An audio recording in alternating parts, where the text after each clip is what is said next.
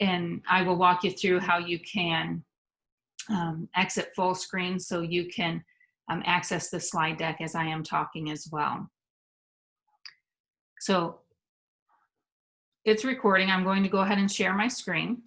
And to exit full screen, so if you don't want my screen to be on your entire monitor, it's either in the middle of your screen or in the upper right-hand corner, you can exit full screen. I see a little bit different screen than what you're seeing, so if anybody wants to unmute themselves and let me know what you're seeing as far as where you can exit full screen or put it in chat. And again, I did put the slide deck link in the chat that you can access. So to access that, if it doesn't let you click on it, all you have to do is, if you're in the Google Chrome web browser, go to a new tab. And I went up here to a new tab, and all I had to do was then put paste. So I copied the link from the chat room. This was the link that I copied, and then I pasted it here in the new tab. And with this slide deck, this is Google Slides. Some of you might hear me call it a slide deck, and I think I did call it that in the chat, that it's very similar to Microsoft PowerPoint. It's Google's version of Microsoft PowerPoint. It's called Google Slides, and it just has over time some people call it a slide deck. And then, so you should have access to the slide deck. If you see it is view only, that's perfectly fine. What you can do with this then is, if you come up here, you can add it to your Google Drive to access after today's workshop. So if you come up here, I don't know if you see where my mouse is, to the right of the title of the slide deck is a triangle with a plus sign. Anytime you see that, you can add that to your Google Drive. It says add the shortcut to Google Drive. Click on that. And then what that will allow you to do is you can put it in your drive. Think of your Google Drive as your file cabinet. And you put either files in it, or you can even put those files that you have in folders. So if I'm a very organized person, or I want to put it in a folder, what I can do from here, from my drive, I can click on that arrow there, and I can go, if I already have a folder created, I can put it in my Google Workshop folder that I created. If I don't, I can create one right from here where it says new folder. It's got the folder icon with the plus sign. If you click on that and then you give it a name, again, I gave mine name Google Workshops, and then whatever name you want to give it, click on the check mark to create the folder, and then this should be this should allow you to add the shortcut here to this folder. If you want to just add it to your drive today, you can just add it to your drive, add the shortcut to the drive. If you don't use Google Drive, or you're unsure of Google Drive, another way you could do this is bookmark it. If you see right here the star at the end of the, this is called the Omnibox, where you can search within your Google Chrome web browser. If I click on that star, that will add that to my bookmark bar. Now, and as soon as I added it to my bookmark bar, it showed up here, and it's right there. If I don't want it on my bookmark bar and I have folders within my bookmarks, I can create a folder similar to Google Drive. I can choose another folder and put it in there if I would like. So I can put it on my bookmark bar. It's there, so then when I open up my Google Chrome web browser, it will always be there. If I don't want it there, if I accidentally put it there, I can just right click on it and I can hit delete, and it will go away from my bookmark bar. So again, I went over how you can access the slide deck later. You can put it in your Google Drive, or you can bookmark it. I do realize, sometimes when I do share my screen, it takes up your whole screen. Don't forget, you can exit your full screen. Usually here in the middle of your screen, there's a spot where you can exit full screen, or in the upper right-hand corner. So then you could put two windows side by side today. All right, so take a deep breath. Do I have anybody stressed out there? feel free, put it in chat. If you didn't see the link for the slide deck, I put it in chat again there for you. But one thing with remote learning that sometimes some people don't feel comfortable unmuting themselves and asking a question, so you can ask the question in chat. So feel free. If we've stressed you out, ask away or take a break and come back when you don't have to worry about adding this to your Google Drive or bookmark it. So let me switch back to my screen here. So welcome to Introduction to Google Classroom. Here on slide 2, I do talk about the Learning Technology Center of Illinois. I don't know if you've seen other teachers, or maybe you've created your own Bitmoji virtual classroom. And basically what this is people are just creating different links for other teachers, other students to go to. So I did create a link here of some other workshops the Learning Technology Centers having. My YouTube channel, where I have been putting a lot of my recordings for the workshops this summer, and then our LTC community. So if you go to slide 3, here's a few things I need you to do today. The step 1 is this sign-in sheet. Please fill that out, and then I will share this information with Monmouth-Roseville to make sure that you get your PD hours for today. And get that filled out to sign in. So if you click on that right there, that should take you to a Google form. Now, some of you might say that, oh, you can't fill it out right now while I'm sharing my screen. If you don't know how to exit full screen or have 2 windows open right now or on your screen, then you can do it after the workshop. That's fine. So if you can click on this link here, and then that takes you to a Google form. It just fills, you just fill this out. And this is just, similar to us having a sign-in sheet the day of registration or the day of the workshop if we were meeting in person. Again, here's a bit.ly link for the slide deck. And then at the end, I do have a short evaluation. I will have it at the end of the slide deck as well, but I put it here at the beginning. And again, your professional development hours will be coming from Monmouth-Roseville today. So our agenda for today, going to go over quick introductions here, give you a Google overview, and then our main thing is Google Classroom. So here on slide 5, here's a little bit of information about me. My name is Lisa Schwartz. I did teach in the Quincy Public School District over here in the western part of the state for 19 years and taught various subjects, 6th through 9th grade. Majority of my time I did teach computers and computer science. Again, majority of the time was geared around Microsoft, but the last few years with teaching computer science, I wanted to try out Google. So the kids and I learned about Google and how it could make our lives easier and more manageable. Now I am working with the Learning Technology Center of Illinois. It's a grant through ISB, and I am a regional ed tech coordinator, and majority of my time is spent helping teachers with workshops, one-on-one questions. So I will say this, I do love questions, so feel free to interrupt me with questions when you think it's a good time, or put it in chat. And a week from now, a day from now, a month, a year from now, if you have questions, feel free to email me.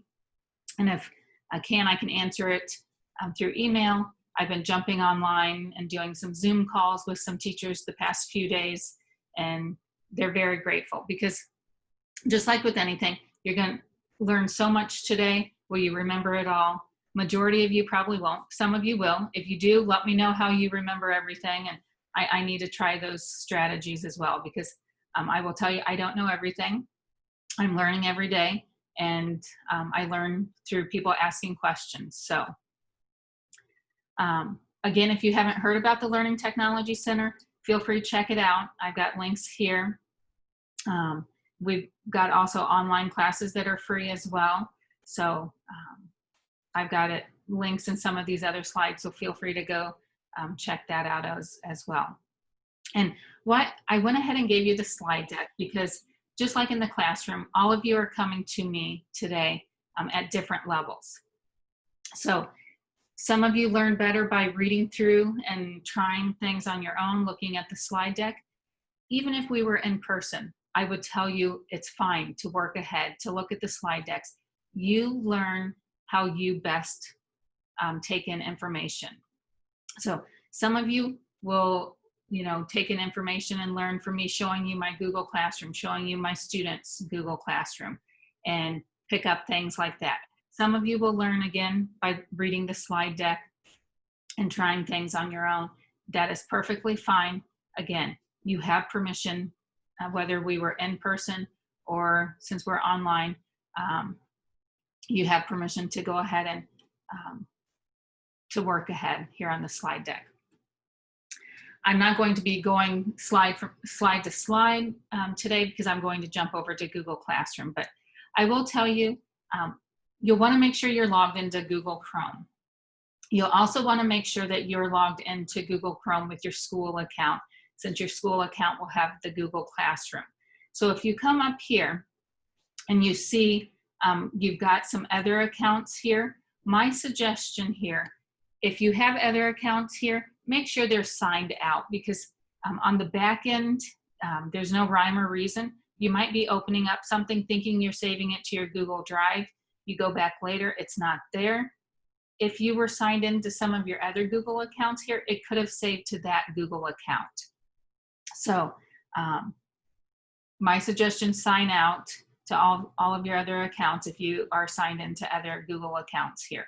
What I do, so that doesn't happen, for training, I show you, I show you that, I'm signed out of my other accounts, but I usually don't add accounts here. I usually don't go to my personal account from this account. What I do is up here in my Google Chrome profile, I've added different people. So here's my personal account. And so if I want to go to my personal account, I click on that. That went to my other window here. Let me move it over. Well, I'll show you this one here. This account is my student account, and do you see how the picture up here? So this is my student Blake. Google Classroom, it's just the Learning Technology Centers created an account for me for the student view so I can show in the workshops here. And so if you see here, I don't add any other accounts here because I don't want to accidentally have it go to another account. So if this doesn't make sense to you, that's fine. Don't worry, I've got some links here that when this happens to you and you think, oh yeah, that lady talked about Google accounts and whatever you remember from me talking about it right now, here's some links you can go back and explore when it's meaningful to you or when it happens to you. Google's mission. So we have all of this, all of these apps available to us. Again, right here, this is Google wants to help, as you can see, organize the world's information. So, and make it accessible to all. So that's why Google has a lot of the apps out there for free for us to use. If you look at slide 10, here, what is G Suite for Education? So some of you who are new to the G Suite for Education, it does help you with the 4 C's, and it's got a lot of different apps out there. So what are some of the apps that you can use here? If you look at slide 11 and 12, we've got here's some of the core apps that you can use for the G Suite for Education account. And if you do have your personal account, you'll realize that you have these same apps in the personal account. The main difference here between an education and a personal account is your Google Drive. If you look right here, you do have unlimited storage in your education account, but in your personal account, you are only allowed 15 gigabytes of storage. After that, you can have more, but after that, then there is a cost. And then here on slide 12, we've got some other apps here that are available. Again, these are available in your personal account as well. So today with the Google Classroom overview, going to show you how to create a classroom, add students, going to talk about the stream and the classwork tab and the things that are within those tabs. And then hopefully we can talk about the grading tab as well. So why Google Classroom, you might be asking? Why is our school district moving to this?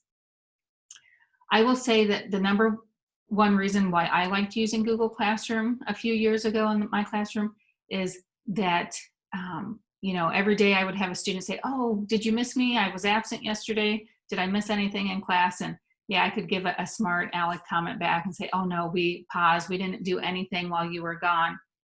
But using Google Classroom, that kind of went away, because if a student did have access to a device, to the internet, they could look at what they missed while they were gone, if they had all of that available to them. I know some students didn't have that, but for those who did, that was nice. Now we're trying to get every student a device with this remote learning, and every student connected to the internet.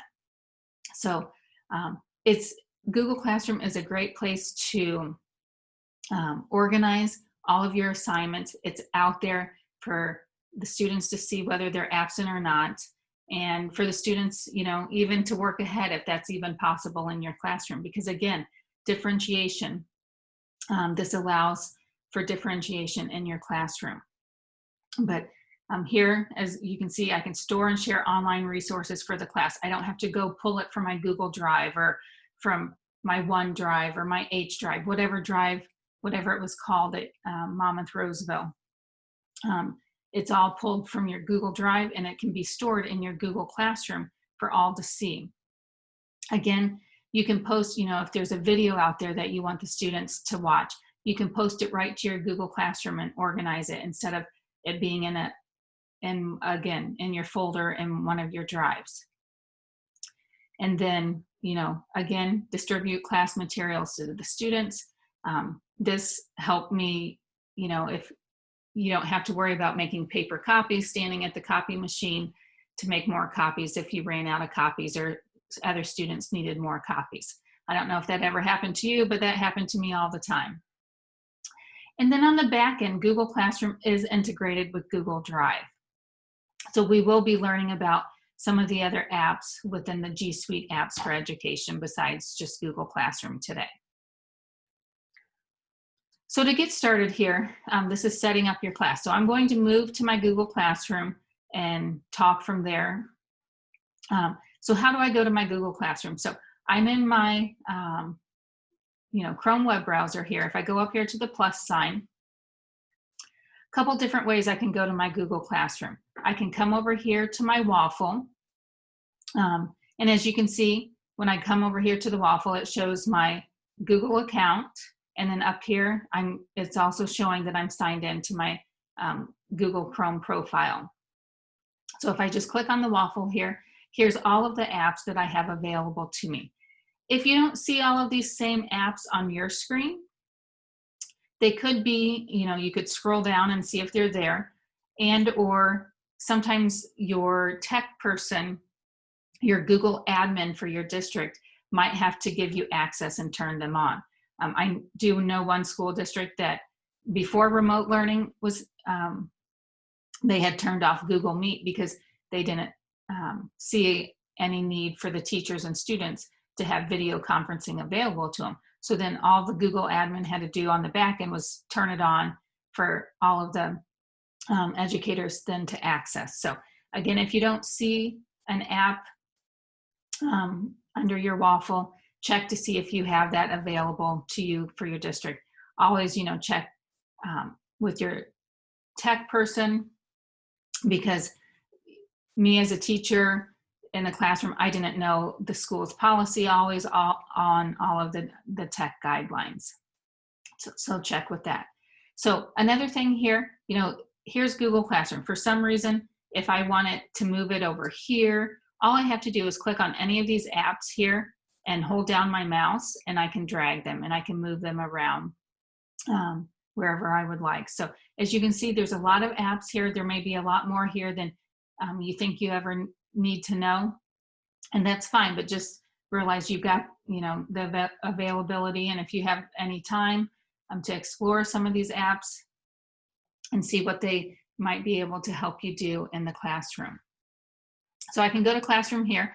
I can also just go up here to my Omnibox and just type in classroom.google.com.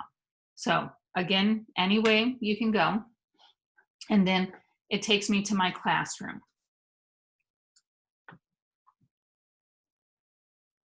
So here in my classroom, you can see my cards. So on this classroom, I am a collaborator, and these other classrooms I created. But just from looking at the cards here, you don't know if I created them or if I was asked to join as a co-teacher. And all I have to do to create a new classroom is come up here to the plus sign, and I can either create a class or join a class. So if I was a student, all I would have to do is hit join a class, and they would put in the class code. I will show you in a little bit where the class code is. And then if I come up here to the plus sign, as a teacher, I can create a class. So the first time, I think when you do go into the Classroom app, that you might have to make sure that you designate that you're the teacher for Google Classroom. And so I come up here and hit create class. Once I hit create class, the only thing that's required of me when I first start to create the class is a name. So if I want to give it, you know, geography class, whatever I want to name it, I can name it. Or if it's 4th grade, 5th grade, I can give it a name here and then hit create. And then once I've created it, it creates the classroom for me. Now, if you see some of my tabs up here does not have the name of what's on it. So if I go to this tab here, that's my Google Classroom as well. And so what I've done here in the Google Chrome web browser, I have pinned my tabs. So what does pinning a tab do? Do you see how this classroom here does not have the X to it, and it doesn't have my name or the name of the tab? So pinning the tab, I can't accidentally close this tab. So right here, can I accidentally close this tab? I can. Whoops, I closed it, I hit the X. If I go back here, I can see that I can't accidentally close it. So I've gotten used to pinning the tabs up here. What do I pin up here? I usually pin what I'm working on. Every day I usually have my calendar, my chat, my email, and my Google Drive pinned, because it's just another shortcut way of me to get to it. Do you have to pin your tabs? Do you have to go to the different apps that way? You don't. You'll get used to your workflow, but I wanted to share with pinning the tab here. So how do I pin a tab? All I have to do is right click on the tab and I can pin it. This one is saying unpin because I've already pinned it. So if I come up here, right click on the tab and pin it, then it pins the tab. So then as you can see, I can get a lot of tabs open. For some people, having this many tabs open might drive them nuts. Perfectly fine. You do what works for you. That is why technology is so great as far as the differentiation. It meets the learner where they're at or what they know. So right click on the tab, pin or unpin. As you can see, I have some other options here as well. So if I've got a lot of tabs open today, I can close all the tabs to the right of this tab if I want. So another just shortcut ways to help you, hopefully, in your life with using technology. Now, I don't know if anybody's on with us. Is Monmouth-Roseville going to roster the Google Classrooms for the teachers? If so, you can unmute and talk about that or put it in chat. But if they don't, and what do I mean by that is that on the back end, the tech person could roster the classes. So if you're teaching geography, math, whatever, they could push out the classes for you and all of the students in there. If they don't, no big deal. It's all you have to do is come up here and hit the plus sign and create the class. Once you create a class, then your class is created. So to go into it, I don't know if you've been watching me here. To go to my classes, I can just go up here to all of my classes. Do you see the 3 lines here? So anytime you see the 3 lines anywhere on a Google app, that means that there's a menu underneath it.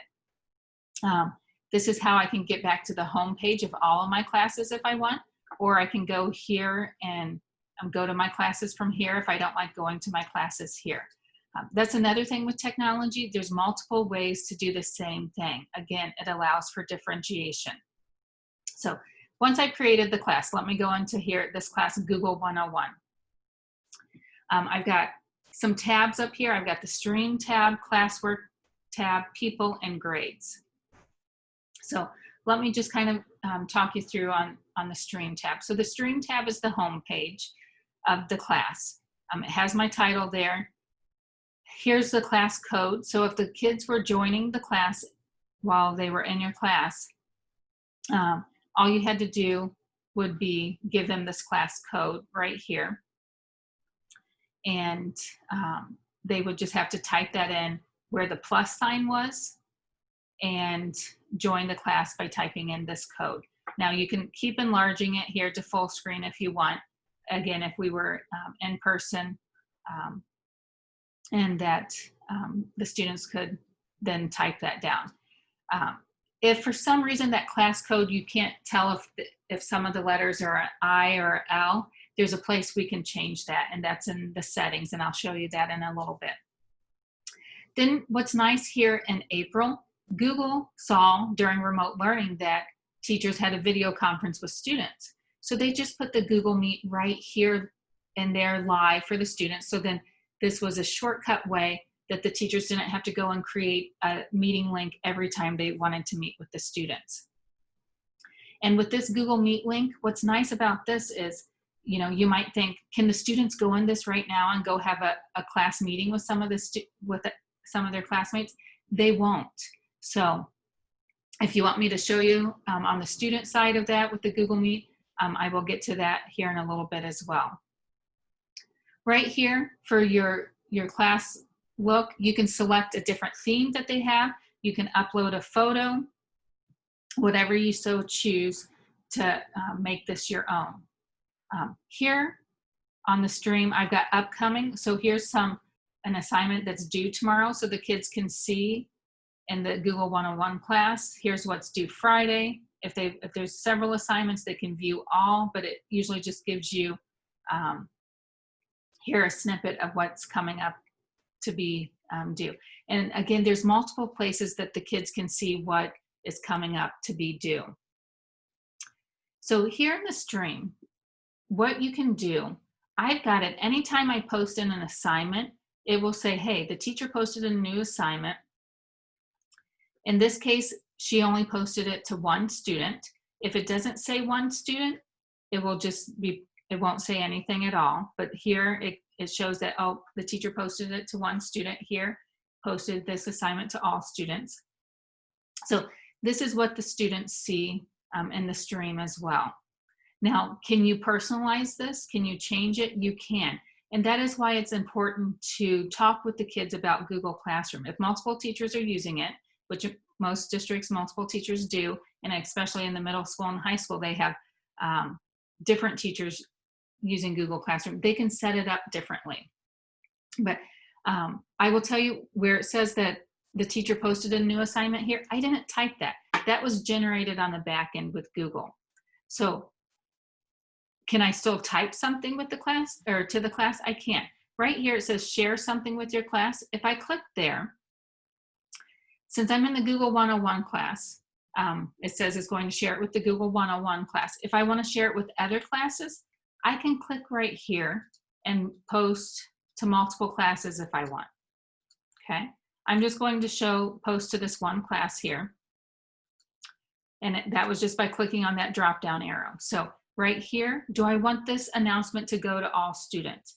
If I don't want it to go to all students, then I can click off of the students that I don't want to have this announcement. So again, allows for differentiation. If I want all students to have it, by all means, click on all students and then share with the class. I can share anything I want here with the class. I can even come down here and add things to the stream from the class from my Google Drive link file or even a video. I'll just type in hi right here. Now, once you do share something with the class or you have your message here you want to share, if you come over here, I can post this right away. So it's live. The students will see it right away on their screen. They may have to refresh their screen, but sometimes it'll just show up. If I don't want it to be posted right at this minute, I can come over here to this drop-down arrow and I can schedule it for a certain time. I can save it as a draft. So, if for some reason, when we're back face-to-face with the students and, or even during remote learning, you can schedule it out because sometimes you don't want the students to have this before a certain time. So if I schedule it out, it lets me put the date that I want to put it out at and the time. And then I schedule it and then it will be ready to go tomorrow at 8 a.m. On July 8th. If you see right here, saved announcements, if I click on this that drop down arrow right there, it shows you I have this announcement going out tomorrow at 8 a.m. If I don't want it to go out anymore, I just click on the trash can, the X, and it goes away. Here I put hello and it's a draft. So it's not scheduled. You can save it as a draft. If I don't want that draft anymore, I can close, delete that as well. If not, it's saved as an announcement. So right here, if you click on, I clicked on this without telling you what it is. Right here, I can reuse a post that I have in my stream right here. So if I want, I can, let's say I want to use this post here. I create new copies of all attachments. So if I attached anything to it, I could do that and then I reuse it and it will post. So let me just hit reuse and you can see what happens. It brings me up this announcement again. Hey, do I want to change anything here? Is there certain students I want to have it, don't want to have it? And then I can post it. Well, I'll just hit X. If you accidentally hit X and thought, oh, no, I wanted to do something else, it's right up here in saved announcements. Hit that drop down arrow so you can see all of your announcements here. But once you want the kids to see it, you post it. Now with the stream with announcements, this is not where I put my classwork. The stream is where it just announces things to the students. So if you keep looking at my screen here, something else was posted. It was posted to one student. And again, I've got it turned on where it's the shortened version of a notification for the students when I post a new assignment. So all of these things here I posted in the classwork page, but on the back end, Google pushes it out on stream to let the kids know, hey, your teacher posted a new assignment. Could I post, if I wanted the students to read an article, I could post something right here, read an article if I want. I tended to stay away from that and just would always post things in classwork.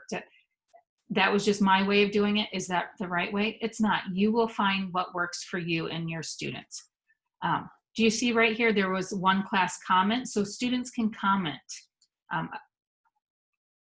And then here, Blake put a question, hi, what app is everyone else using to create this assignment? So again, other people then could answer and you could have a conversation, kind of like chat we have here in our Zoom meeting, that the students can help each other out. Some of you might think, oh, my students won't do that. They'll just, another place for them to talk. There's a way you can control that. So I'm going to show you that next here. If I keep scrolling down, yeah, here's another comment. So it does let you know when there's comments there. And then if I keep scrolling down, so, Blake here put a comment, students can reply to that comment.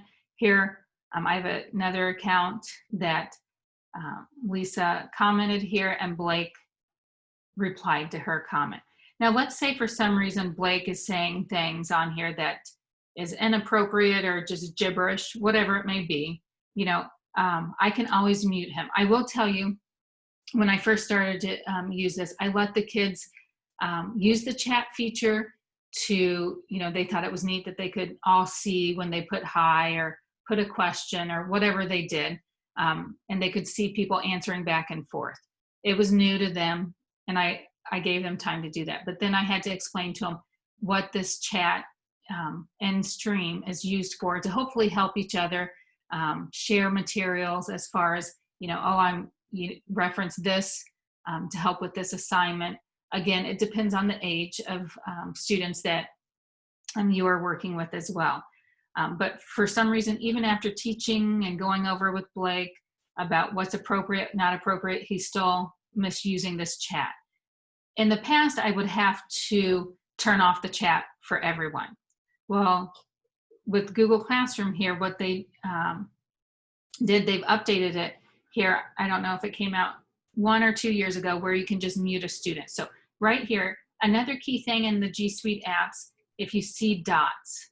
So if you see these 3 dots, there's a menu there of other items. I could delete this comment.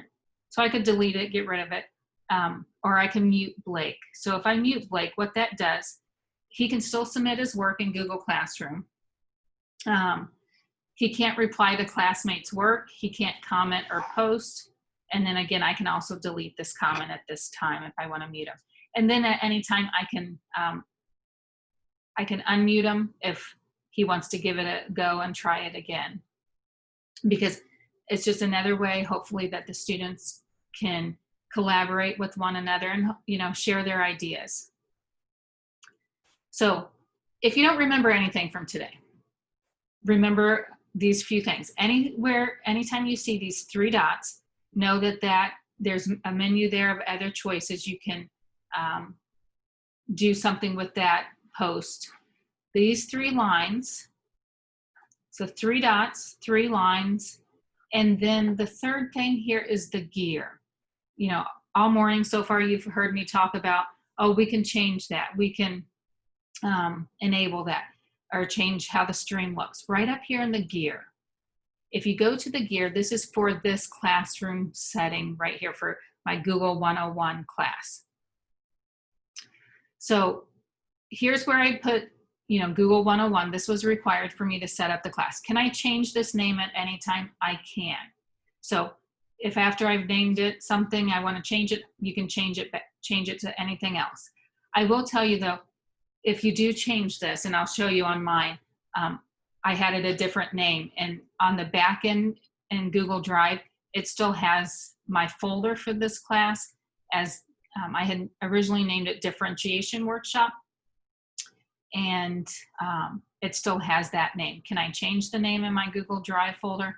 I can, but it does update right here and then on the class page as well. The class code. Do you remember me saying, you know, if the kids have to copy down that class code, where do they go? You know, on your homepage, you can enlarge that. Well, sometimes you might get an L or an I and you're not for sure, it's too confusing for the kids. You can come here and hit this drop down arrow and I can reset it from here. I can also disable it here if I don't want any kids to join anymore. I can always hit disabled. It lets me know it's disabled. Can I at any time re-enable it? Or I can, if I just click here, I can enable it right here. So then it gives me the code back, and do you see here's a new code it gives me. And again, if that I is too confusing, I can just go and hit reset. It resets it and gives me a different code. Here on the stream, I was talking about this is where, you know, you can post things, the students can post. Right now I've got it set up where students can post and comment. I can set it up where the students can only comment on assignments. So I don't know, or not on assignments, but on announcements in the stream. I don't know if you saw, like there was one comment under some of those announcements. Students could only comment there. if I want them to post, that's where they can just go out there and put any post out there. Like I think I showed you, Lisa had a post about wanting to share her screen. Blake commented on that. So that's where the students can post and comment. Students, if I turn students can only comment, they can only comment on the announcements that I have there. And then if I don't want students to do any of this, I can turn it where the students can't, and only the teachers can post or comment. So this is on the stream. Now, classwork on the stream. Also on the stream, do you see where, it showed that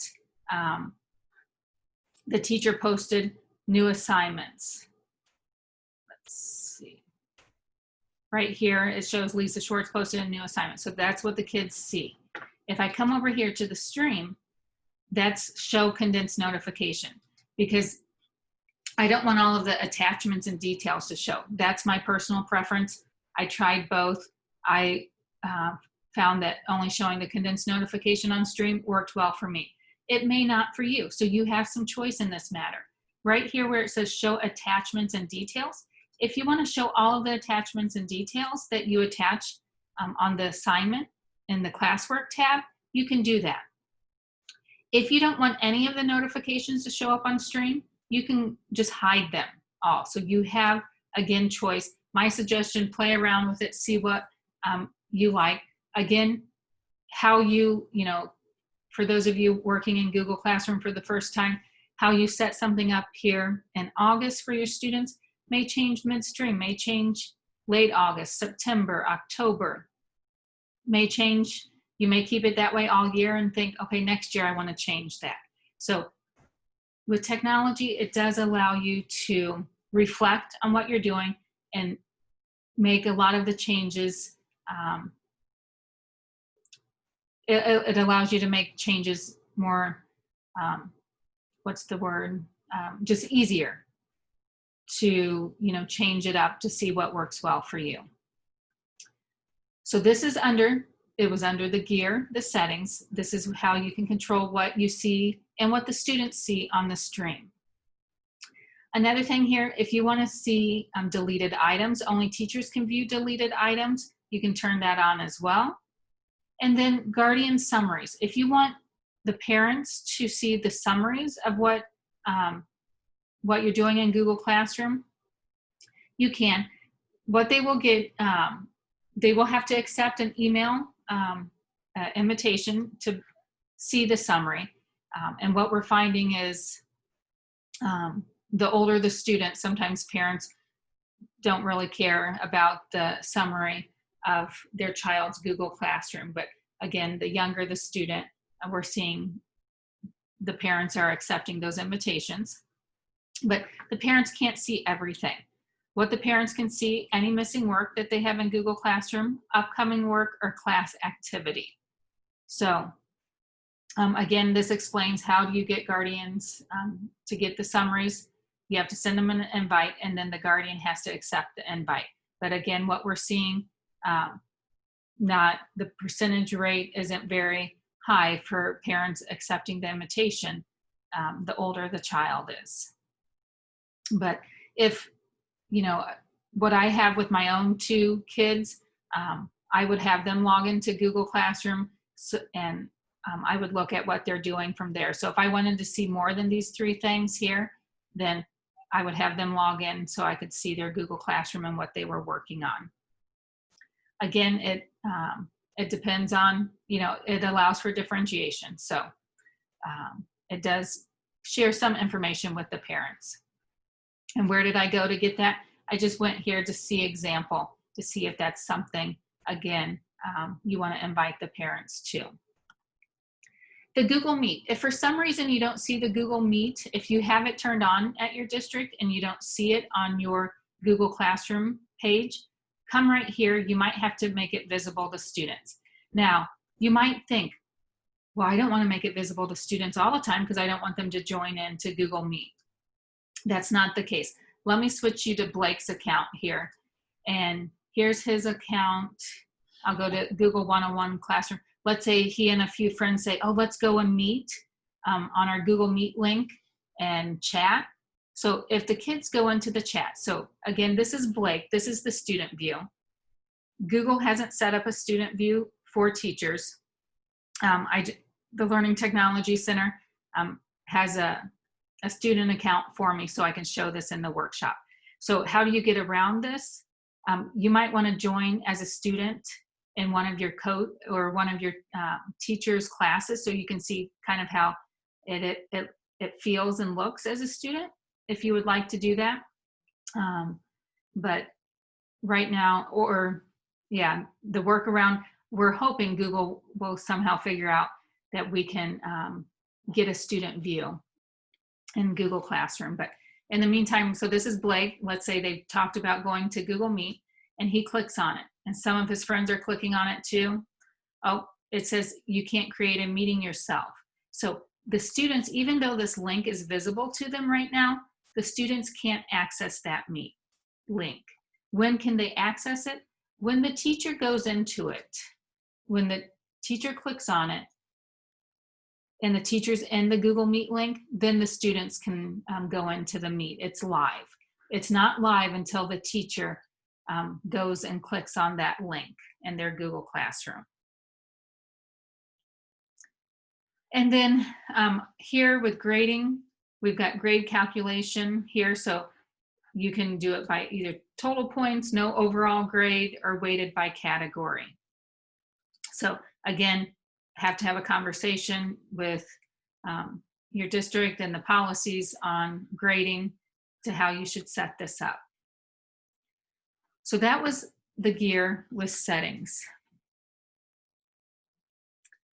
So let me pause for a moment and see if there's any questions here on about the stream, or anybody want to add anything else. If you've been using Google Classroom, want to add anything else. So if you want to, you can unmute yourself. You can put it in chat.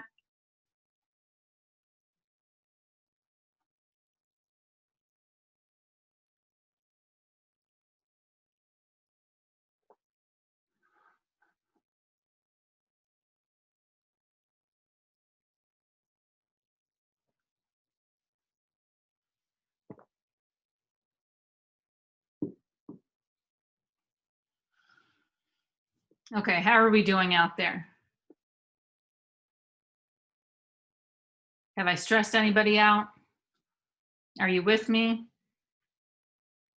Okay, perfect. And sometimes if you see I'm not looking at the camera, for those of you who were able to keep your video on, I've got you on my other screen here to the left.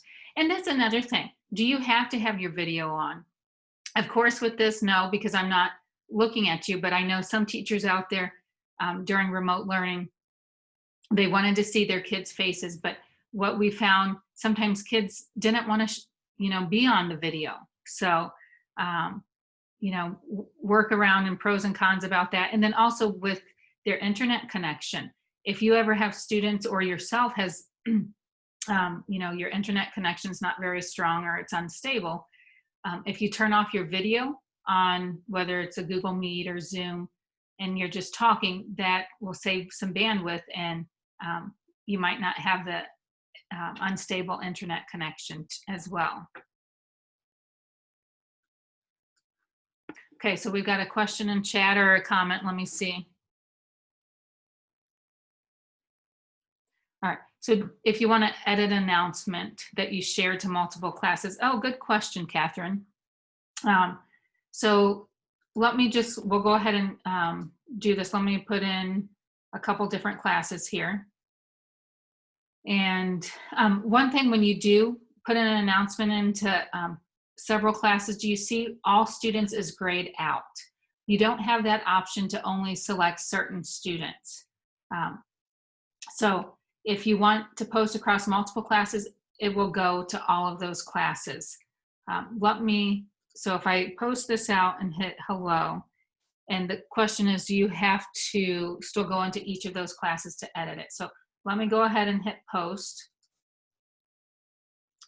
And then Catherine's asking, okay, so if I want to go in and edit this, so if I go into let me switch over here to I think I put it to my couple different classes here. I put hello. So she's asking, do I have to go to each class to edit that?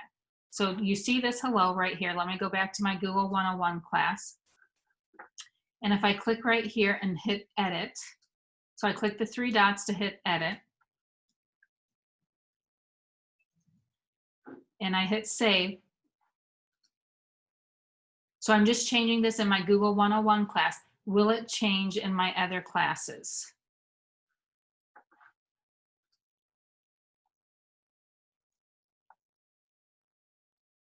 So good question. I hadn't thought about that before. It doesn't look like it didn't update here in my other classroom. So to answer that question then, you can see it didn't update. So you would have to go in and edit it in each class. So great question. See, this is why I love questions. Any questions about what Catherine's question was?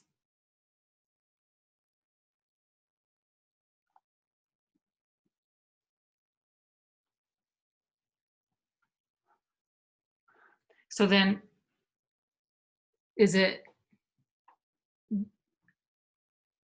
Jonah? I don't know if I'm saying that name right. I like how you said it's easier to just delete the post and repost it. Yeah. So then if I delete the post here, does it delete on my other classes? So if I go back to that classroom, what do you guys think? So you would have to go in and delete each from each class as well.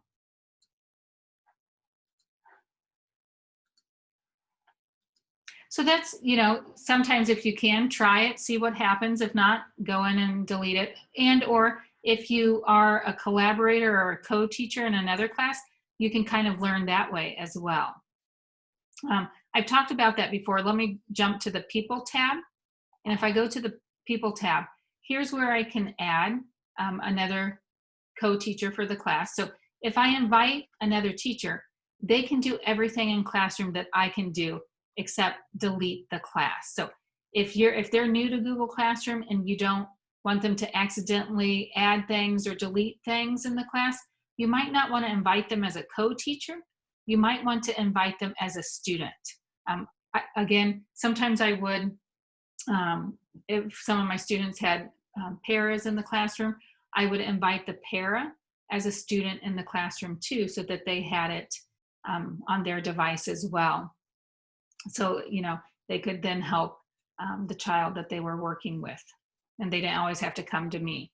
So, that might be something to think about, is to have the paras in your classrooms that are helping some of the students to be invited as a student, or for them to join as a student.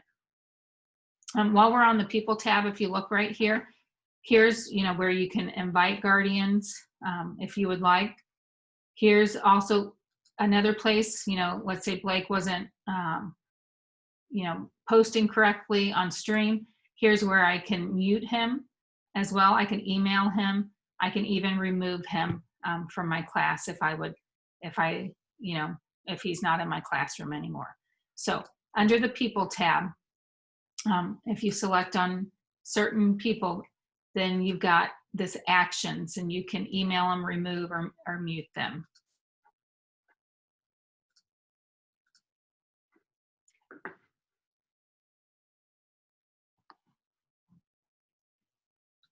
All right, so let's go into classwork here. Again, some of you are following along on the slide deck. Let me just go back to the slide deck real quick. So as you can see, I'm not reading from the slide deck. This is just yet another resource that you can use. Some of you don't learn the best by listening to someone. So that is perfectly fine that you are looking at the slide deck. This talks about, we talked about starting up your class, and then here what we're going to do, we're going to talk about the workflow of the classroom and distributing information to students as well. So again, this was the stream that we just talked about.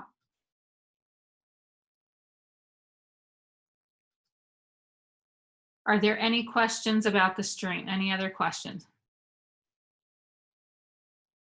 Okay, feel free to keep using the chat if you've got questions, and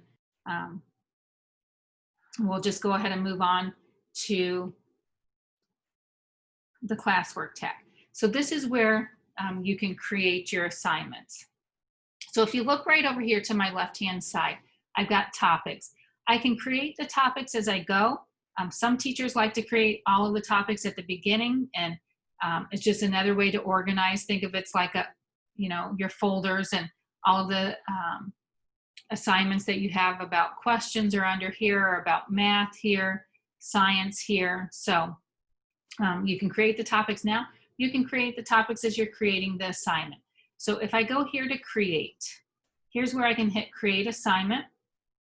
If you see, I've got the Cami extension, and this allows me to edit PDFs. What this does, it does connect, or what I say, play nicely with Google. So I can also create a Cami assignment here.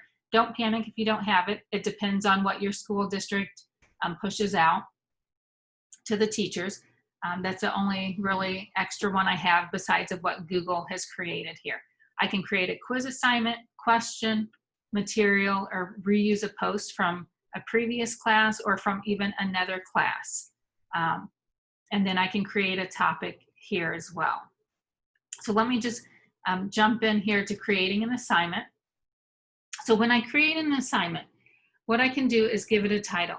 I will tell you this, many people out there are saying to give your titles numbers. So if you want to give, number your assignments, you can. Some people do that, some people don't. You'll see what works for you. I'll show you maybe a few reasons why you might. So if I title the assignment, this is my second assignment, let's say, and I give it a name. So let's say we are studying about U.S. geography. And then instructions here. You can put instructions here, you don't have to.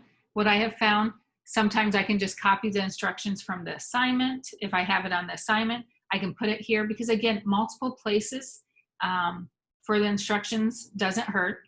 Another thing with the instructions during this remote learning, depending on the students, what age student you're working with, what I found is teachers put instructions here for parents, or put questions here for the parents that, here are some of the questions that I might be asking in class of your child. If you're able to work with your child and, need some help, here's some questions you can put there, because not only are you teaching, trying to teach the child, you're actually coaching the parents to help with the with teaching the child. So here's another spot you could put even questions for the parents, or the instructions that you expect the child to do, but put it for the parents here as well. Then right here, add. You can add, again, this is kind of like in the stream, documents from your Google Drive. You can put a link in here, a file that you have someplace else, not in your Google Drive, or even a YouTube video. So if I go to YouTube and my go-to person, let me just pull up Jerry Brooks. And if I want to find one of his videos to use to, for the students, all I have to do is click on a video here. So I just pulled up Jerry Brooks because I knew that his videos are, that I could pull something here. It tells me 3 minutes. It was posted on July 6th, and I can hit add. So the video's added. It's letting the kids know how many minutes it is. I can come over here to add. I can go to my Google Drive. I can add something for my recent tab. I can go to upload. I can go to my drive to pull anything from my drive. So let me just add,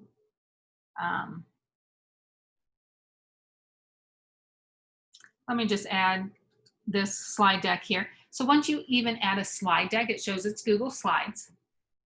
And then you've got to decide, what do you want the students to be able to do with this file? Do you want them to view it? Do you want them to be able to edit this file? Do you want to make a copy for each student? So viewing the file, just like you are today, you can view it, look at it, whatever you need to do, it's in your drive. If you want to be able to have the students edit this file, you want to give them editing rights, that they can change anything on that Google slide deck. You could give them editing rights with that. Or if it's not Google Slides, whether it's a doc, sheets, whatever it is. Or I can make a copy for each student.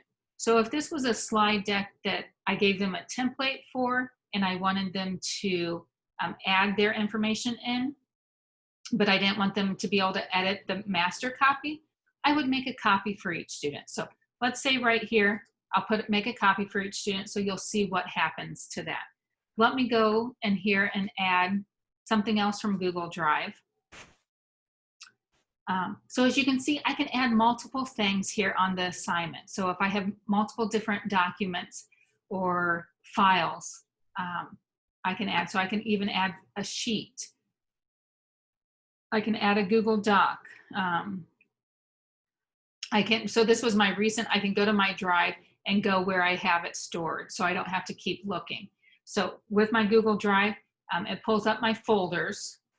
And so if I know I want something from my Seesaw folder, then I can go to my Seesaw folder or whatever folder it is that I've got. Let's say I want something for my Screencastify. Oh, that's my Screencastify. So what?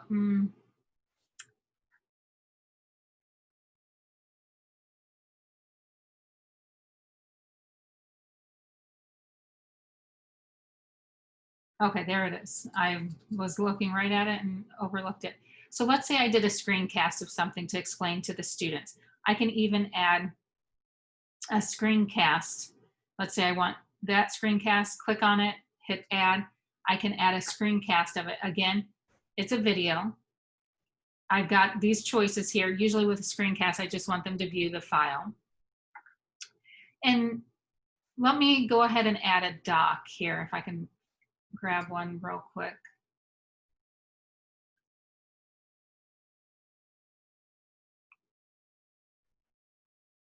Oh,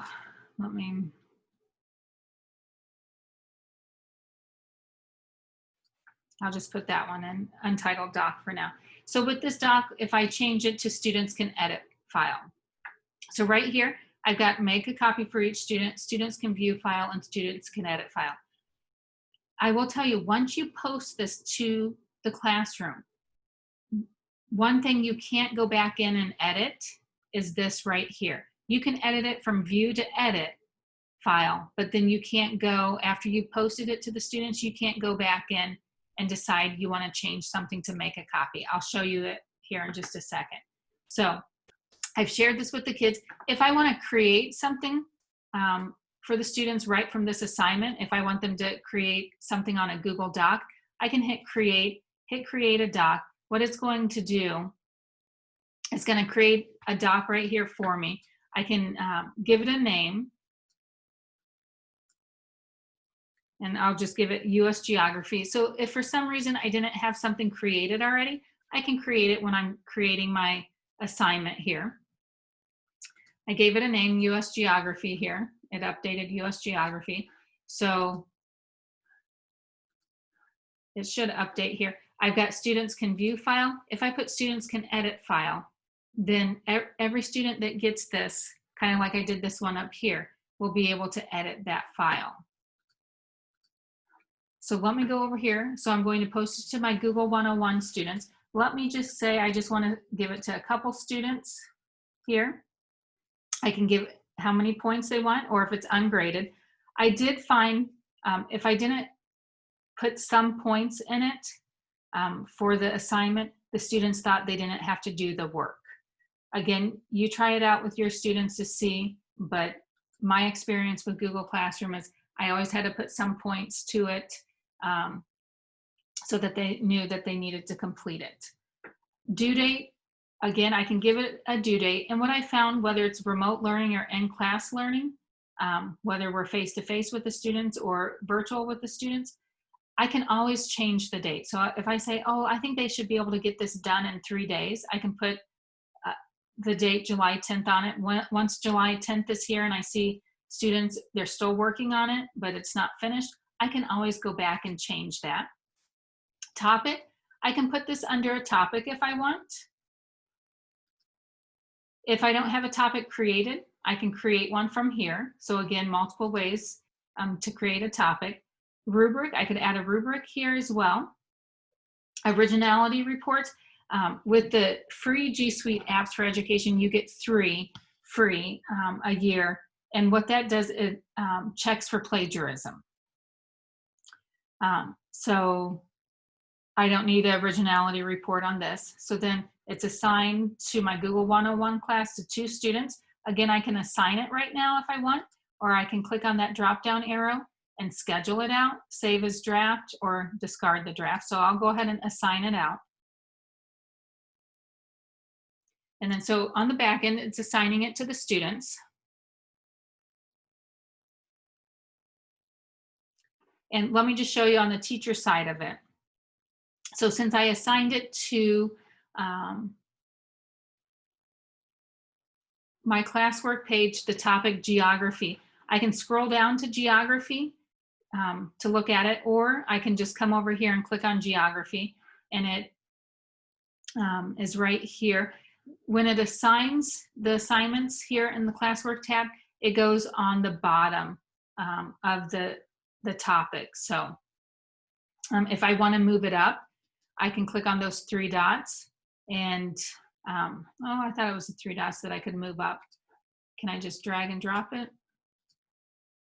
Whoops.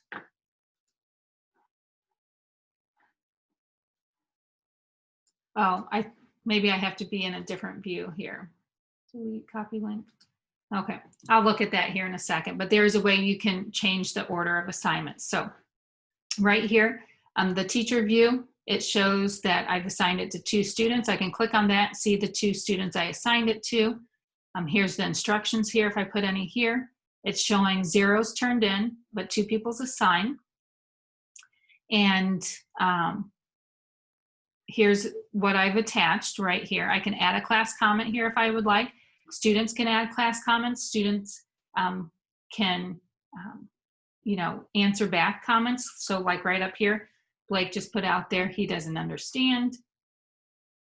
They can put it here, but they could also message me and privately. So if they don't want to see that, have all the other students see that they don't understand, they can message me privately as well. They don't have to put it here on the class comment page. But you as the teacher, if I go over here to the 3 dots and I want to edit, let's say, oh, I messed up, I want to edit something, I can't go back in and edit once this has been pushed out to the students, as far as each student will get a copy. If that is the case, what I would suggest for you to do is reuse the post. Once you hit reuse post and you change what you need, go back in and then delete this post. Again, if that doesn't make sense right now, take a deep breath. The more you work with this, the better you will get at this. Will you make mistakes? You may. I will tell you, I've made plenty of mistakes. I let the kids know when I started to do this that I was learning this with them. They helped me out. We learned together. They also got to see me as a learner. And it empowered some kids to say, hey, I know stuff the teacher doesn't know. Again, I was fine with that. And, you know, I was fine with not knowing everything. So hopefully you can get over that hump to jump in to learn as you go. But right here where it says students can view file, I can change this. So if I want to change it to edit file, I can change it to edit file. If I want to change it back from edit file to view file, I can have control over that once I posted this. So this is once I posted, it's sent out to the students.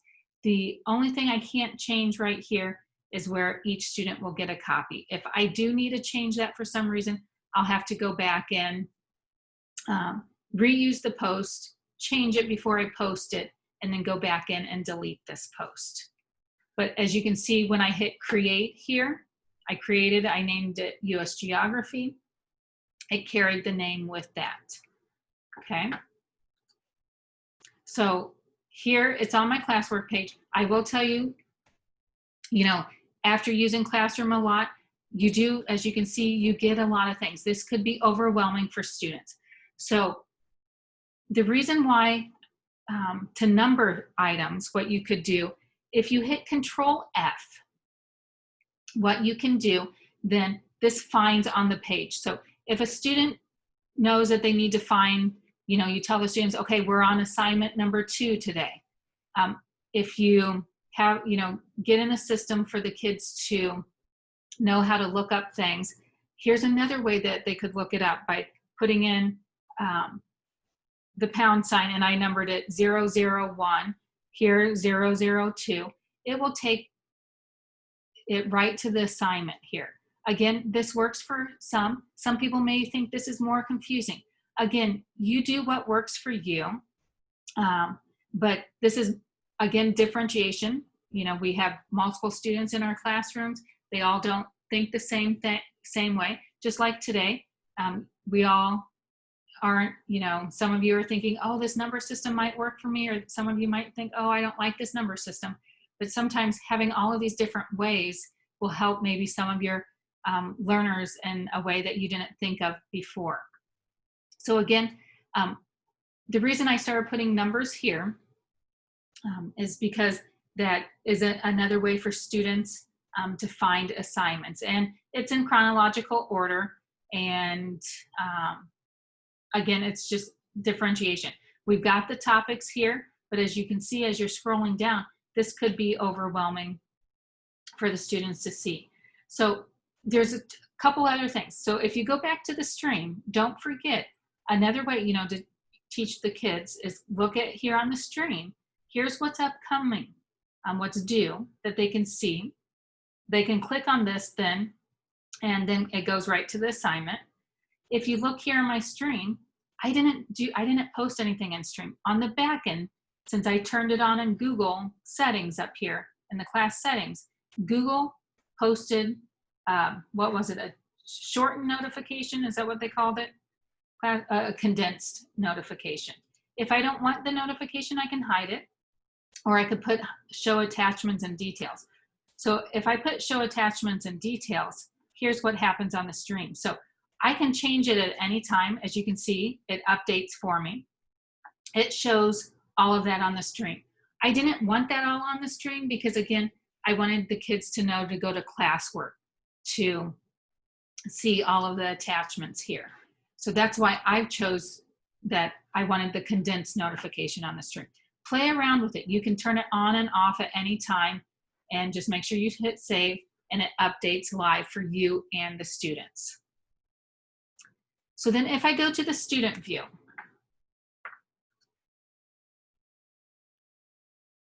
so here's Blake. Here it's showing posted a new assignment, but where's the second assignment? It's saying stream was updated. So show, or always just go up here to refresh if this doesn't always come up. So if you click show, it shows, oh, the teacher posted a new assignment. Over here on upcoming, they can see what's due. They can click on here and go right to the assignment from here, or they could, if I hold down this back arrow up here, I can navigate within my classroom as well. Whoops. So they can click here for the US Geography assignment, or they can go to the classwork page and try to find it too. Again, if they hit Control F, or if you're on a Mac, it's Command F, they get the find box. And if they know, oh, the teacher's talking about assignment number 2, if they put in find assignment number 2, they put in it finds it for them. So then it takes it to that, so then they can see it. So again, another shortcut way to, search classwork once you get a lot of things in it. So if you want, it's by topic. If you see my topics over here, here's insert learning topic. I have farm, questions, math. So you can decide what you name your topics. Some people put them by, name their topic each week. You know, here's the work that we're doing this week. Some people might name the topic by chapters. Again, various different ways to name the topics. It's, again, what works for you. So that was the classwork, assigning an assignment. So that was Blake's screen, the student screen. But again, you can always go back in and edit if you so choose, but don't forget about that when you push it out to make a copy. It pushes it out. So if I go back to the student screen, let me show you how it makes a copy. So if I go down to this assignment, so it's letting Blake know that it was assigned, it's due July 10th. He can click on it here and it goes into his assignment. So when it makes a copy, so all of these were either edit or view files. If it makes a copy for the student, right here it shows Blake LTC, and then puts his name, and then it puts the title of the document, and it's showing your work over here. So if Blake, he's got this is his, he can edit it, he can do whatever with it. It won't affect the master copy. So let's say Blake wants to go in and delete this stuff. Hits delete, and you think, oh no, he's messing up my slide deck. He's not. It made a copy for him. He can edit this, change it, whatever he wants. Okay, so why? It put the name on the back end form, his first and last name, and then the title of the assignment. He didn't have to worry about that. So people forgetting names on their paper anymore with technology, when you make a copy, it does it for them. So here's his copy. If you click here, this was the copy. It shows view only. He can't edit this. This is what you and I are seeing right now. So then if I go back here, you know, Blake's working on this, changing it, doing whatever the directions say on his copy. If for some reason, based off of the instructions over here, whatever, if he needs to add or create anything else for this assignment, what he can do right here is go up here to add or create, and he can pull things in from Google Drive. So let's say he created maybe a screencast, or he drew something out and he needs to take a picture of it and add it here. So he can just hit add or create here, go from Google Drive and go and select whatever he has. So here in his Google Drive, he's got some work. Let's say this is what he created outside of this assignment and he wants to add it. He can just go here and add, and it will add this assignment there. Later on, if he says, oh no, that's the wrong, I don't need to add it here, he can go and hit X and delete that. If he needs to create something from this assignment, let's say he wants to create a Google Drawings. Let's say he had some choice in doing this assignment. He could use any app he wanted. He chose to use Google Drawings. If he created this right within this assignment, what happened, I don't know if you saw, when he hit create, it changed it to his name and put the title of this assignment.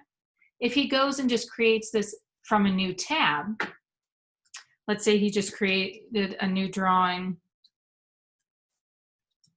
from over here, he can do that, but then he's got to add an additional step. He's got to put the title up here. If he creates it from this assignment right here, it will name it. It continues with the naming convention. Now, another thing that's nice with this, that sometimes you know, kids would forget to turn in.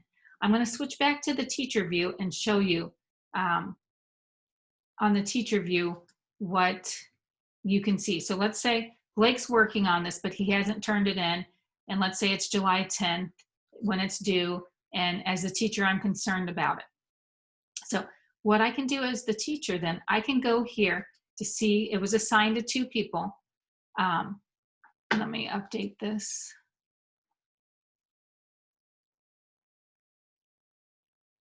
So right here, even though he hasn't turned it in, when I share this through the Google Classroom, it's shared with me. I can click on this and see what he's worked on, what he's done. So as you can see, this is what, let's say I can see right now he deleted this, or I can see that he's done some changes by looking at. He hasn't turned this in, so I can see, oh, he's on the right, he's working on this. As you can see, it shows his picture here because he has it open. He's on this slide. So he's working on it, so he just needs probably time to finish it. If I wanted to, I could send him a private comment from here. I see you finish the first slide, and so forth. Are you having trouble with the other slide, or are there any questions or anything I can help you with? I can post it. It goes only to Blake. It's a private comment. If there's other comments here, so again, I do realize this is a lot of information coming at you. It's okay to feel overwhelmed. Take a deep breath. It will get easier the more you work with it. My suggestion, just don't try anything new on a day that you're getting evaluated. So it's the process we go through, and it's also the process that our students go through when they're learning new things. So hopefully this will maybe make you a little bit more patient. And some of the kids may be asking the same questions. So that's why the chat room is kind of nice, if they can help answer each other's questions there on the stream. But going back here, so I put that comment, I typed it there. Well, what if I'm typing the same comment over and over again? Do you see right here where I have the comment bank? If I click on that comment bank, I've got, let's say this comment, I like your work. I say that a lot. I can click on the 3 dots and I can copy that to clipboard. So then what I can do, I can come over here and just hit paste, and I can put, I like your work, and post it. And then the students can see that. So, or I said students, excuse me. So Blake, the student I'm in, Blake can see that, the comments I post here. So you might ask, okay, how the heck did she even get to this comment page? That's fine, great question. If I come back over here, where did I go? I was in the teacher view. And I can either go from the stream, I can go to the classwork. If I know it's right here on stream, I'll just go to the stream. And I can go, well, maybe I can't. Let's see. Maybe I have to click there. Okay, so on stream, what I had to do, I had to click on the assignment. Okay, I can also click from classwork, but here on the assignment, here's a thumbnail view that I can see, oh, Blake's made changes on this. Oh, Lisa hasn't even started on this. Okay, so right here, whether I have 30 students, 20 students, whatever I have, I can see what they have been working on, even if they haven't turned it in. So I see, oh, Blake's worked on it some, it's due today, and I can say, oh, can make any comments or suggestions, and this just goes to Blake. So I can put a question here, he can respond, but you might have to, show the kids where they can see your comments, and then where they can post comments. So then let me switch to Blake's view, the student view. So here on Blake, he has to go into the assignment. He has the assignment open here. If he didn't, he can just go back to the assignment from here, or from classwork again, or if he knows it's geography. Multiple ways to do the same thing. I know for some of you that might drive you nuts, but again, our brains are all different. One way might work better for one of your struggling students. So right here, once he goes into the assignment, you can see here's private comments for the teacher, from the teacher. He can then add a private comment back and say, I need help, whatever he wants to say. And then he hits the arrow, it sends it, and then it sends it to the teacher. So I'll switch back to the teacher view. Okay, I will refresh, update the page, and then I can see comments here. if I go back, do you see? I will see comments here as well. So I don't have to go into each student. I will see the comments right here once I go into the assignments and click on it to see. So once he is ready to turn it in, then he can go and click turn in. When he turns it in, the reason why you want students to hit the turn in button, so you don't go insane. You might already be going insane, but when they turn it in, they don't own it anymore. They can't make changes to it. So let's say Blake's done with this. He wants to turn it in. He turns it in. Again, you'll have to teach the kids to hit the turn in button when they're ready to turn it in. And then it's saying, hey, this is what's going to be turned in. You've got this one attachment here, and hit turn in. And then it turns in, let's say he turned it in, he's like, oh, I forgot to do something on it. Can he unsubmit it? He can, right here. He hits unsubmit. He can have, go back in and change it, whatever he needs to do, and then return it back in. But once he turns it in, if he goes and clicks on it, it's view only. Why is that? Again, so you don't go insane and you grade it and say, oh, you got a 9 out of 10 because you didn't do one thing. And then when they said they got it back, well, it's all completed. They can't make changes to it while you are grading it. So they have view only. It shows, you know, if the teacher's on it, you know, what slide they're on, whatever it may be. And then they can't make changes to it. So you might see that they're requesting edit access. So again, don't give them edit access to it right now. Grade it, turn it back, depending on your policy, whether you let them make changes and turn it back in. But before you got it graded, if they want to unsubmit it, they can unsubmit it and change it and then turn it back in. So let me go back to the teacher side of things. So here it shows one's turned in, one's assigned. So it shows Blake's turned in. So right here, again, I can give him points right here if I want. I can click on it here, you know, to go into the document or the file here. It's showing it's turned in. I can give him a grade, let's say, you know, give him 8 out of 10 or whatever it is. If I have 10 points there, let's say, oh, I'm like, oh, I want this to be 15 points or whatever. If I need to change the points for any reason, you can. Right here at these 3 dots, I can change the total points. I can also change the total points. I thought maybe up here. There's another way you can do it, but right here is another way. It's showing, here's what he's turned in. I can see history here. Here's when it was assigned, when he turned in. Here's a draft grade. So I, you know, changed the grade there. And then it's showing it's not returned. So when should you return an assignment? It depends on the assignment. Sometimes teachers wait until every assignment's turned in and return them all after they've got them graded. Sometimes teachers, depending on what the assignment is, teachers, when they have time, they grade it, they can return it as soon as they're graded. So I've graded Blake's here. So if I want, I can return it now.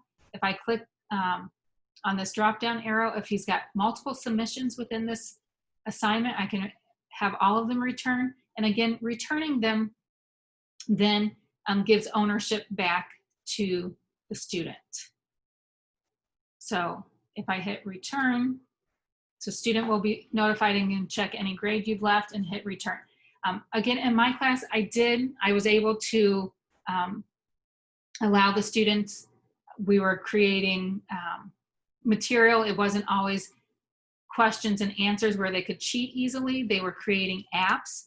So sometimes if they turned in a screenshot of their app and, you know, explain some of the things that they were doing and they needed to change things, I would return it, let them improve what they needed to, and turn it back in. Again, that's going to be up to the classroom, teacher, and or district policy. So then this is the teacher view. It's showing me it's returned. If I go right here, I can see in my classroom who it was assigned to, who it wasn't assigned to. I can see the grade, the status. If I had a lot more students, whether it was assigned or turned in, it would be right there.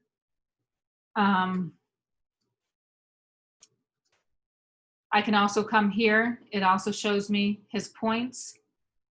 And again, on the back end, Google Classroom, I think, is rolling out more and more student information systems playing nicely with each other. So I know TeacherE, Skyward, there's some other student information systems out there that the district can sync grades from Google Classroom to the student information system. So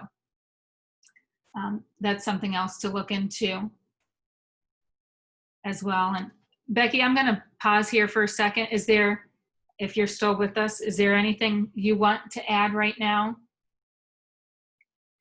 And I don't mean to put you on the spot. I meant to do this a little bit earlier. Or anybody else here from Monmouth-Roseville that wants to add anything?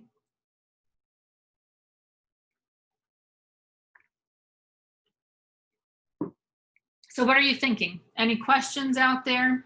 Do you think this might be doable? Are you overwhelmed?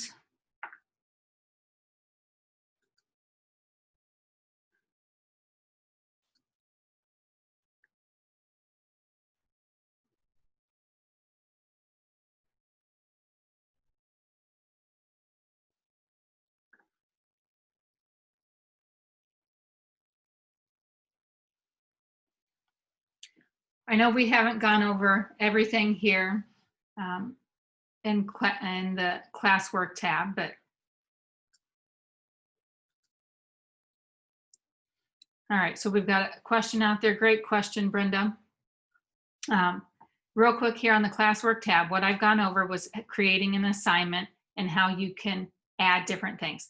What Brenda's asking is, how do you add just a multiple page PDF document? And you only want one page from that. Great question, Brenda.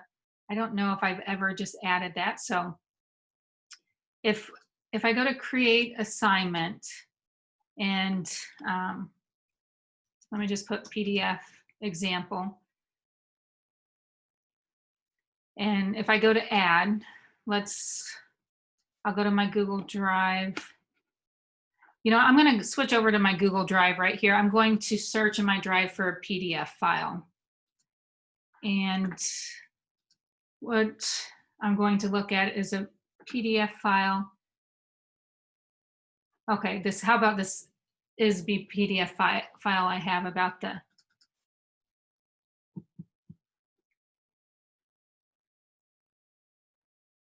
I was thinking this is about the remote learning, but this is a different one, but that's fine. Okay, let me go ahead and hit download. Or I guess I could get a copy of this. So I can right click here and I can get a shareable link. So if I do, I don't think this would work, Brenda, just if I have, you know, this 9-page document here and I get a shareable link. And so, because it will give me a link to the whole document. So I'll copy the link. So if I go back to Classroom and I want to add the link, so if I paste my link there, it'll add it. It'll be the whole document 9-page. So I think someone's suggesting maybe just make that PDF document and save 1 page at a time, or okay, or Kylie's suggesting how to print, save as a PDF as well. So yeah, keep the suggestions coming. If anybody wants to unmute and talk as well, feel free to jump in and add your thoughts. Someone asked, oh, there's a lot in chat here. I can't keep up. About a page from a textbook. Yeah, you can copy it and then you can add it as a PDF and I think Kylie was saying that any document that you have as a PDF, you can save it to your drive instead of printing it. So yeah, that's trying to think. So here where it says print, I think this is what Kylie's talking about. I've got my Cami extension on, so it's coming up, my Cami extension here, but where it says print, usually with Chromebooks, school districts disable the print because there's really no need to print it, and save as a PDF right here, or save to your Google Drive. You could do one of those two. I don't know then if there's a way. I'll have to look into it, Brenda. Great question. I've never just tried to add one page. I can look into it more and maybe help you one-on-one later. But here's a couple other things. Anytime that you do have a PDF and you want this in your Google Drive, go up to the print icon. The print icon, and I think Kylie touched on this, and this is where you can save it as a PDF if it's not already, or save it to your Google Drive. So that's nice. And then when you save it to your Google Drive, then it will be in your Google Drive. And I don't know if you noticed here on my Google Drive, for people who are new out there with Google, right here. So here's my Google Drive. If you come up here to this drop down arrow, you can search. So what I did, I just searched for the type of file. I wanted to just search for my PDF files that I had. And I searched my files here, all of my PDF files here. So again, it's not overnight that you'll know how to do all of this stuff. It little by little, the more you use it, and hopefully you will get comfortable and have, you know, your students and other teachers out there that will help you. And feel free, you can email me, and I can help as well. But sometimes that email is too slow and you want some answers right away. Also here on the classwork page, want to talk about Google Calendar. So earlier I said the students could go and look at Stream and see what's coming up due. What happens every time you create a Google class is it creates a calendar for you. So over here on my left-hand side, it shows my Google 101 class, and it shows what's coming up due. And if I go to the student side, again, the students will see this. So it shows tomorrow this assignment called Tops to Bottom is due. If I put a time that it's due by 11:59 or whatever, it will show that here, the time would. But when I don't put a time, it just shows, hey, this assignment is due on July 8th. So here's another way students can see what's due. Over here on the left-hand side, they can turn on and off the classes. So if they have a lot of things due and they only want to see one class at a time, all they have to do is come over here and hit the check mark and go to that. So that was under Google Calendar. So that's linked, right? Every time a class is created, that's linked right there. So if I go to the student side of it, and I go to his classwork page, right here, the Google Calendar, here's Blake's Google Calendar, and it shows the same thing of what he's got due in this class. But if he has multiple teachers and multiple Google Classrooms out there, it will show all of those assignments. And do you see how they're color coded here? So again, Google just assigns it on the back end, the different colors. Another thing here is the class drive folder. Again, this is on the back end, and this creates a folder within your Google Drive of this Google Classroom. So if you look right here, it shows the path. It shows My Drive Classroom, and it's called Differentiation Workshop. Why is it different? So this is an important thing to know. I first named it Differentiation Workshop. When Blake joined the class, it was called Differentiation Workshop. The teacher changed the name halfway through. So if that's the case, you might have to instruct the kids so they don't get confused to go and rename their folder in Google Drive. I will tell you, most of the time, I never went to Google Drive to look at the documents as a student or a teacher. I just always went to my Google Classroom. But just know that everything is out there in your Google Drive as well. So you can search the drive for assignments this way as well if for some reason a student can't find something or can't remember what assignment that they're working on. So this does take them to the Google Drive and then on the back end, Google created the classroom folder for the student. So if you go to Blake's Google Drive, so this classroom folder was created. He didn't create it. Google created it for him once he joined the class. And then it also, all of the classes he's a member of, it's got a separate folder. So if he wants to see his work from that class, he could go to that folder to see the work. Can he also see it within his classroom? He can, but this is just, again, allows for differentiation. Same thing for the teacher. I'll go back to the teacher view. The teacher has a class drive folder. Again, you don't have to worry about creating it.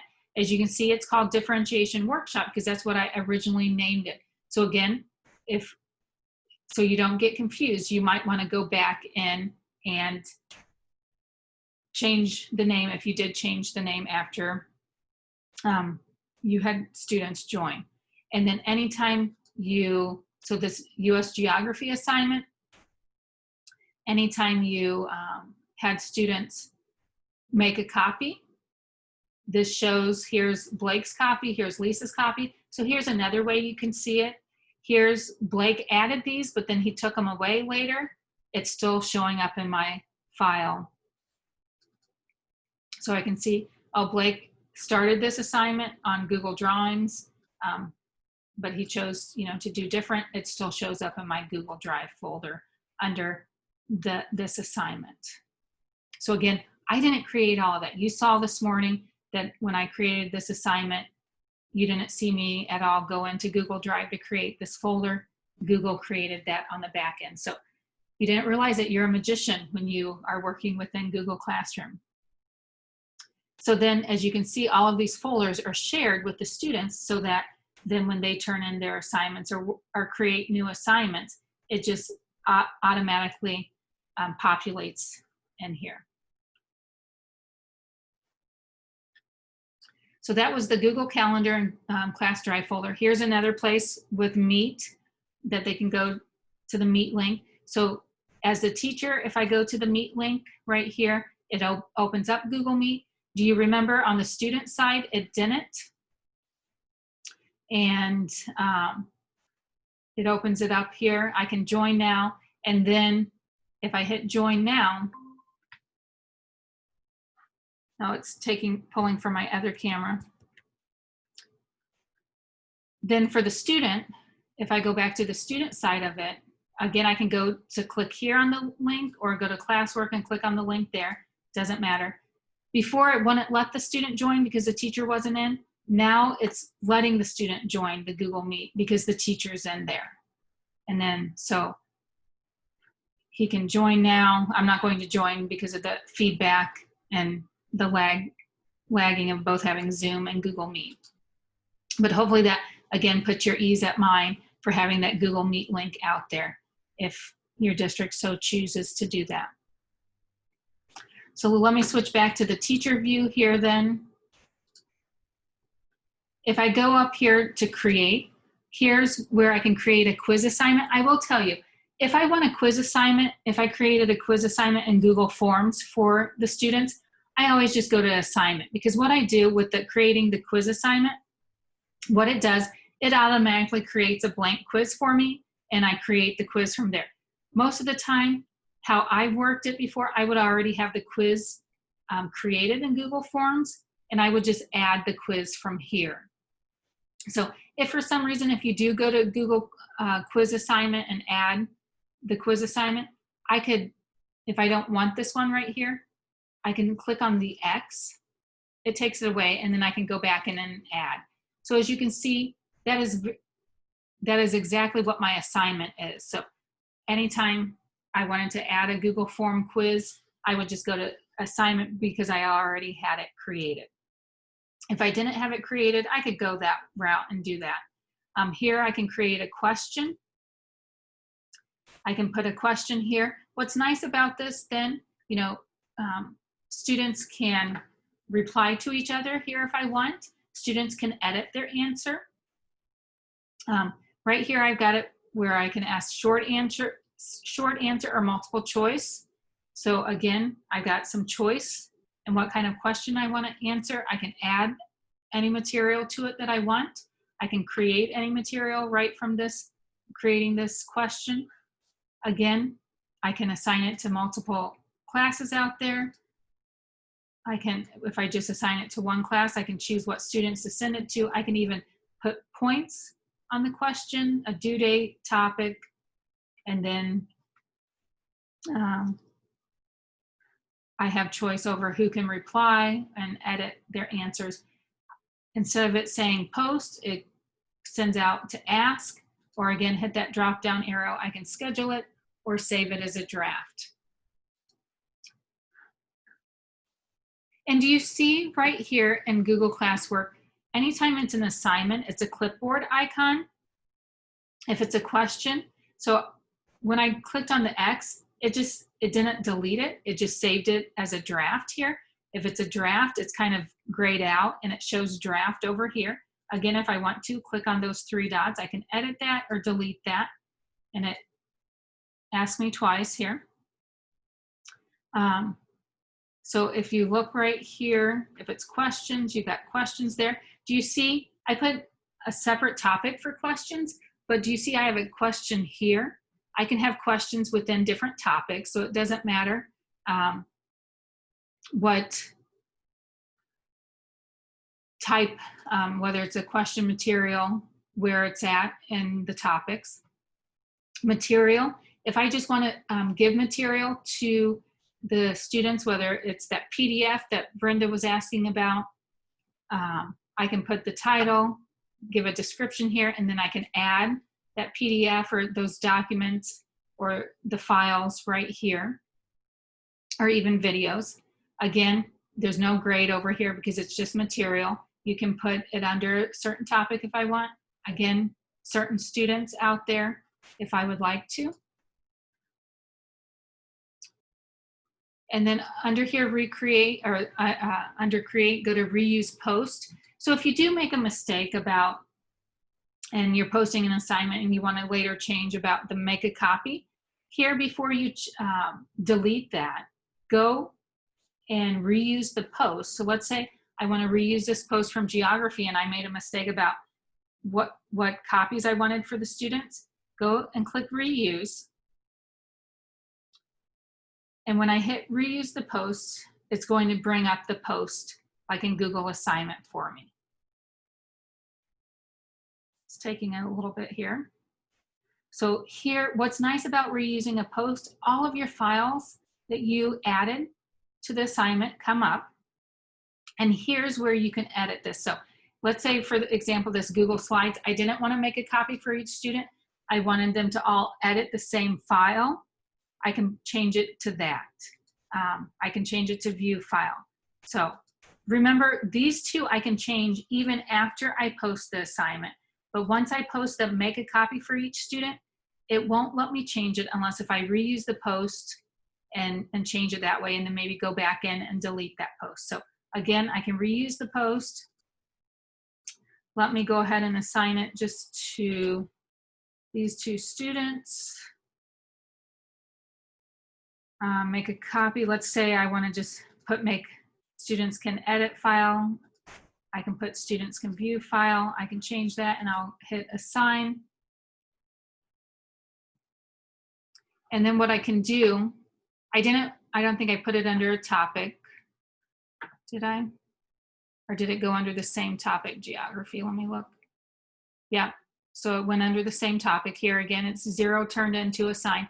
So if I want, I can go up here and I can delete this and So when I delete an assignment, grades and comments will also be deleted, and other teachers in this class can see the deleted assignments. So I can hit delete, and then again, the grades and comments there that Blake and I had will be deleted. So I can hit delete. And then if I go over to the student side of it then, so it's showing, oh, the teacher posted a new assignment. And then as you can see, nothing was made a copy for the student, so nothing's up here. Can they still add or create things from right here? They can. If for some reason you don't have them have to add or create anything, but you want to see that they've done the work, you can mark it, the student can mark it as done. It's just showing that it'll just let the teacher know that it's done, and then it also lets the students know that it's done as well, and then the parents in case if they get those email summaries. But it just shows no work attached, and but it lets them know here. So if they go into classwork, they go down to geography. So here it says it's marked as turned in.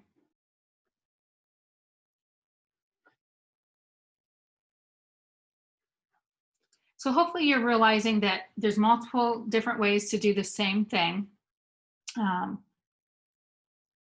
And again, that for some people that might be confusing, but realize it helps for differentiation. So we've gone over a lot. I know I didn't go to the grades tab, but here on the grades tab, you can see it gives you a picture of who it wasn't assigned to, if it's missing from a student, if they got a grade for it. So it's kind of similar to the grade book. Here's the overall grade for the class, for Blake, for Lisa, for the students if they've got grades. And then you can, so if I go into the farm alphabet, I can go click on here. As you can see, again, a different way to go to this, and I can see what they've done. So again, it's a thumbnail sketch to see if they're working on anything. It's showing missing. Let's say Blake has it done, but it's showing missing because he hasn't actually hit the turn in button. And that's one thing I always had kids forget to hit the turn in button. They're like, I'm done. And I can see it here that it's done, or I can click on it and go into it and see that it's done. I just need to tell them, hey, hit turn in, so that they don't make any changes to it once I'm ready to grade.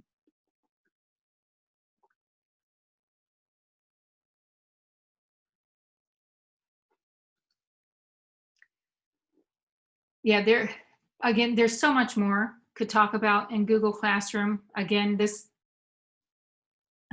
hopefully is a good introduction here for you to maybe make you feel a little bit more comfortable to jump in to try it out. If you go back to the slide deck, it kind of walks you through it. So when you're wanting to go back and see, oh, what was that assignments that she was talking about, or questions, hopefully this will be a good resource for you to go back to.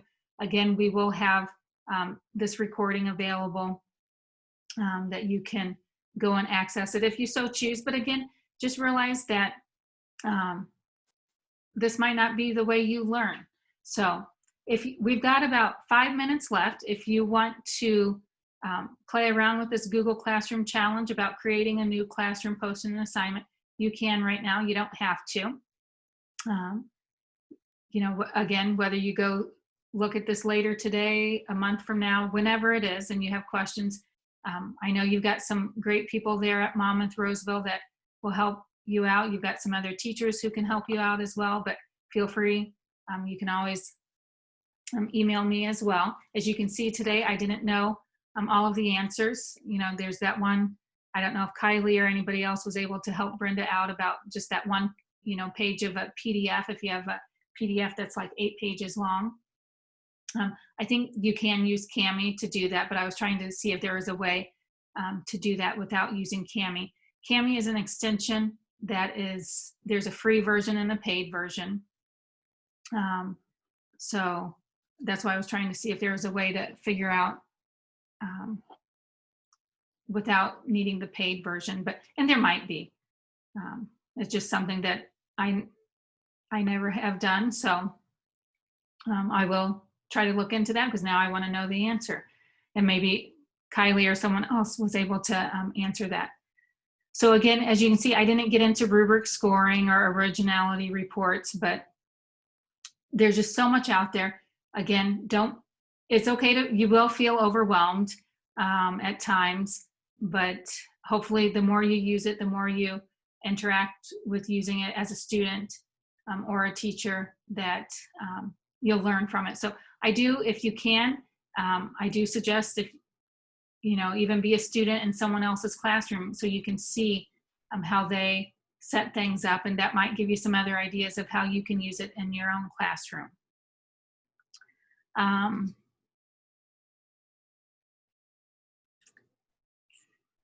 But yeah, there's some other extensions out there that you can use as well for classroom. But just know, if you hear about people using extensions, your district usually has to push those out, because your district will double check, hey, what data are these extensions collecting? And collecting on you, the teacher, and you, and your students. So that is why sometimes the extensions, I don't go into great detail, because each district is different on what extensions they allow their teachers and students to use. Again, a lot of different resources in here. Anywhere you see a line under it here, you can click on that link to go to some other resources. It's there to hopefully help you on your journey in starting with Google Classroom. But before some of you leave us today, again, if you can do this quick evaluation, I think it's 3 questions, I would appreciate it. And then I think Becky or someone from Monmouth-Roseville will send you the ISB evaluation as well to get your professional development hours. But I will stay on for questions, comments. I know people have been chatting back and forth in chat. If anybody wants to share their screen and explain something else in Google Classroom, feel free to do so. I'm going to go ahead and stop sharing my screen, and Becky, or if anybody out there wants to say any final words here. And again, I don't mean to put anybody on the spot, but I want you guys to feel comfortable that you can unmute yourself here. Lisa, I just know the only question that some have, and I've just kind of been telling them, the in-person one that we've, set up, she has a lot to say, set up in late July will kind of be similar, but some of you might want to take it just because it helps you process everything then to have additional training on this. So I just want everyone to know we did set up a couple in later July for in-person. Lisa's been very flexible with us. So if something has to change and that has to be remote again because of circumstances, we'll make sure everyone knows that. But we might even be able to set up some more in early August too. So I just want everyone to know Lisa's been very helpful on anything we need. So I do know for those that are on here, the principals probably will be sending out an expectation of every teacher needing to create a Google Classroom. So you guys are already ahead of the game that you were here learning new things. So thank you so much for that, because I know it is your summer. So thanks for your commitment and dedication during this crazy time. Yeah, thank you, Becky. And again, I will go ahead and stop the recording so that